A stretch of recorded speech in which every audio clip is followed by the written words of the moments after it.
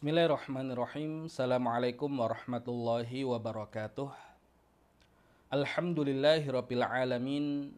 Wassalatu wassalamu ala asyrafil anbiya'i wal mursalin Muhammadin wa ala alihi wa ashabi ajma'in, amma ba'd. Para peserta kelas muda berbahasa Arab yang dirahmati Allah Subhanahu wa taala, insyaallah kita lanjutkan materi pembelajaran kita dari buku Mudah Berbahasa Arab. Alhamdulillah, di pertemuan yang sebelumnya sudah kita terangkan secara umum tentang dhamir muttasil, pembahasan yang ada di bab 2. Maka insya Allah kita masuk ke latihan-latihan untuk menguatkan apa yang kita pelajari di bab 2 ini.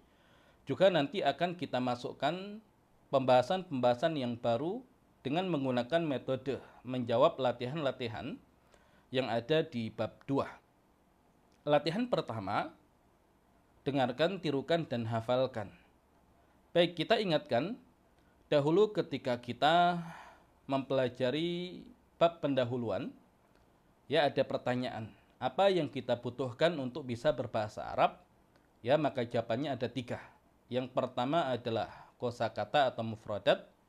Yang kedua ilmu sorof, ya ilmu untuk merubah bentuk kata menjadi bermacam-macam. Kemudian ilmu nahwu, yaitu ilmu yang mengajarkan cara merangkai kata sesuai dengan aturan yang benar di dalam bahasa Arab. Nah, selalu di latihan pertama kita akan diberikan kosakata yang baru, dan ini menjadi bahan baku, ya menjadi modal awal kita untuk bisa menggunakan kata-kata tersebut untuk mempelajari bahasa Arab. Ya, jadi mau tidak mau, ini adalah bahan baku yang harus kita miliki, kemudian nantinya akan kita olah, ya dengan menggunakan ilmu sorof ataupun menggunakan ilmu nahwu. Ada kata sobahan atau fis sobahi, pada pagi hari, masaan atau fil masai, pada sore hari, naharon atau fin nahari, pada siang hari, lailan atau fil laili, pada malam hari. Nah, dahulu ketika kita membahas tentang jumlah ismiyah, yaitu kalimat yang diawali dengan isim, terdiri dari 2 unsur penyusun utama, yaitu mubtada dan khobar. Mubtada dia harus ada dalam jumlah ismiyah, makanya marfu'. Kemudian khobar dia juga harus ada dalam jumlah ismiyah, makanya marfu'. Ya, dua-duanya di dhamma. Nah, sekarang sudah mulai kita perluas. Kita masukkan kata-kata yang bukan menjadi unsur penyusun utama dalam kalimat bahasa Arab. Nah, ada sobahan pada pagi hari, masaan pada sore hari, naharon pada siang hari, lailan pada malam hari. Semuanya adalah keterangan waktu dan semuanya di nasab, ya, atau semuanya mansub di fathah. Kenapa? Karena keterangan waktu bukan penyusun utama dalam satu kalimat bahasa Arab, ya makanya dia di nasab, ya, atau makanya mansub di fathah. Kemudian kalau kita lihat sobahan, masaan, naharon, lailan, semuanya tidak menggunakan al, ya maka semuanya bertanwin. Yang di bab 1 sudah kita ajarkan tentang isim nakiro, isim yang menunjukkan kepada sesuatu yang tidak tentu atau ya tidak spesifik, dia bersifat umum. Ya, pagi secara umum, sore secara umum, siang secara umum, malam secara umum. Nah, kalau kita tambahkan al, apakah boleh? Ya, boleh saja.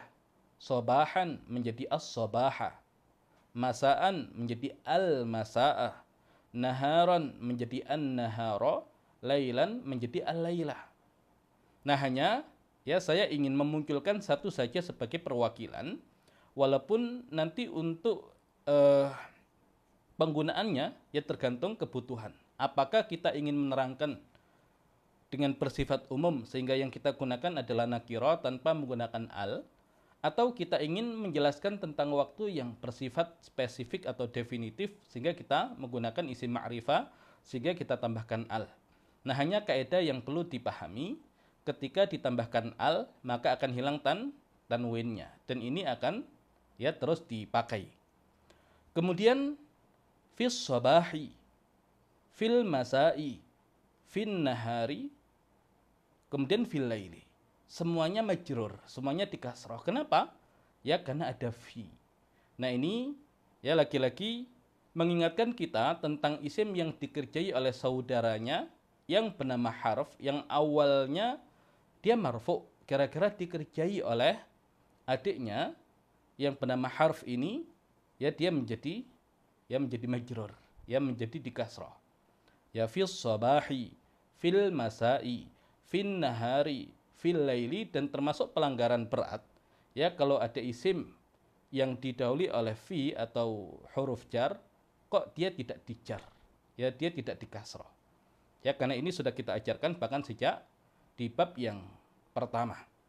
Kemudian fil sabahi ada alnya, fil masai ada alnya, fin nahari ada alnya, fil laili ada alnya, berarti semuanya isim ma'rifah. Kalau sebelumnya isim nakiro, nah ini perwakilannya isim ma'rifah. Boleh nggak kita hilangkan alnya? Fi sobahin, boleh. Fi masain, fi naharin, fi lailin, boleh. Tapi secara makna lagi-lagi kembali kepada pembahasan isim ma'rifah dan isim nakiro. Kalau ma'rifah tertentu, nakiro tidak tertentu atau tidak definitif. Nah ini saja yang perlu dipahami. Kemudian ada al-muzari'u, petani. Nah ini nanti kita gunakan sebagai mubtada. Kemudian masyghulun, orang yang sibuk. Nah ini nanti kita gunakan sebagai khobarnya. Mazra'atun, sawah. Nah kalau yang di atas tadi adalah keterangan, ya keterangan waktu, mulai kita agak jadikan panjang kalimatnya dengan memasukkan keterangan tempat. Ya maka kita munculkan kata mazra'atun, sawah di sini. Kemudian al-ba'i'u, penjual atau pedagang. Nah ini kita jadikan sebagai mubtada, makanya kita berikan al-muzari'u, al-ba'i'u, ya sebagai ciri mubtada yang biasanya ada alnya dan tidak bertanwin. Jalisun, orang yang duduk. Ini nanti kita jadikan khobar. Ya kalau khobar dia tidak ada alnya maka bertanwin. Masyghulun, jalisun. Nah ini untuk khobar. Kemudian dukanun, toko. Nah ini untuk keterangan tempat. Mustarihun, orang yang beristirahat. Ini juga nanti kita gunakan sebagai khobar. Naimun, orang yang tidur. Nah ini silakan didengarkan, ditirukan, dihafalkan. Ya saya bacakan lagi. Sobahan fil sobahi, pada pagi hari. Masaan fil masai, pada sore hari. Naharon fin nahari, pada siang hari. Lailan fil laili, pada malam hari. Al-muzari'u, petani. Masyghulun, orang yang sibuk. Mazra'atun, sawah. Al-ba'i'u, penjual atau pedagang.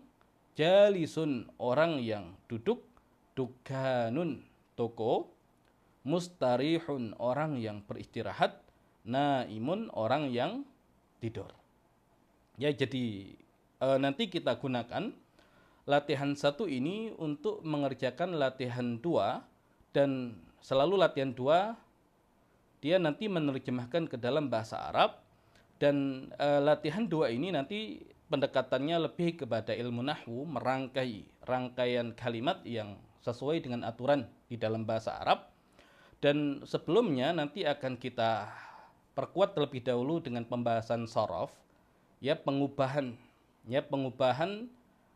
satu kata menjadi bentuk yang bermacam-macam, dan insya Allah nanti akan kita padukan, ya kita padukan terlebih dahulu dengan pembahasan dhamir muttasil sebagai bahasan utama di bab yang kedua, ketika nanti dia disambung ya dengan kata. Nah nanti seperti apa ya hasil sambungannya, ya seperti apa nanti hasil sambungannya, karena di pembahasan sebelumnya hanya kita bacakan secara umum untuk dhamir muttasil, hu humahum, ha humahunna, ka kumakum, ki kuma, kunna ina, dan disebut dhamir muttasil karena penulisannya disambung dengan kata atau huruf yang sebelumnya. Nah, bagaimana penyambungannya? Nah, ini insya Allah akan kita bahas di pertemuan yang selanjutnya, dan kita cukupkan terlebih dahulu pembahasan kita di pertemuan kali ini. Wallahu a'lam bishawab. Assalamualaikum warahmatullahi wabarakatuh.